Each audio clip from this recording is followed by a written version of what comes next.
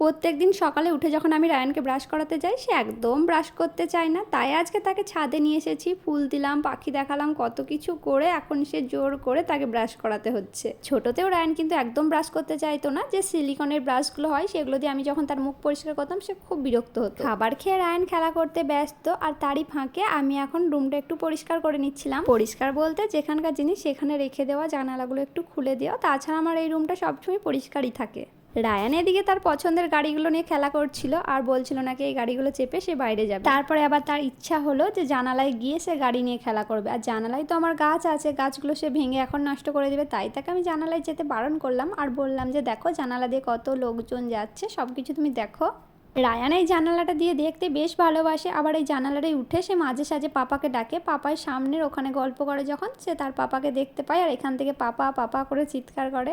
আজকেও সে পাপাকেই খুঁজছিল, পাপা যেহেতু নেই, অফিস চলে গেছে, কিছু করার নেই, তাই ডেকেও রায়ানের আর বাইরে যাওয়া হলো না। আর এদিকে আমার গাছের পাতাগুলো দেখছিলাম শুকিয়ে গেছে, বেশ কিছুদিন আমি গাছগুলো যত্ন নিইনি, তাই শুকনো পাতাগুলো একটু ছড়িয়ে দিলাম। জানালার এই গাছগুলো খুব একটা বেশি রোদ পায় না, কিন্তু বেশ সুন্দর, প্রত্যেক দিন একটা দুটো করে ফুল ফোটে। রায়ান কিছুক্ষণ খেলা করলো, তারপরে 12টার দিক করে তাকে গোসল করিয়ে দিয়েছি। গোসল করতে সে খুব ভালোবাসে, তার সব থেকে প্রিয় খেলা হলো পানি নিয়ে খেলা করা। আর তাকে জামা কাপড় পরানো খুব কষ্ট, তাকে জামা কাপড় পরাতে গেলেই ছুটে পালিয়ে যায় আর তার পেছন পেছন আমাকে ছুটে ছুটে জামা কাপড় পরাতে হয়। এখন সে খেতে বসেছে আর টেস্ট করে দেখে প্রত্যেক দিন যে খাবারগুলো টেস্টি হয়েছে কিনা। সে নিজে একটু করে টেস্ট করছে আর তার সাথে আমাকেও খাওয়াচ্ছে একটু করে।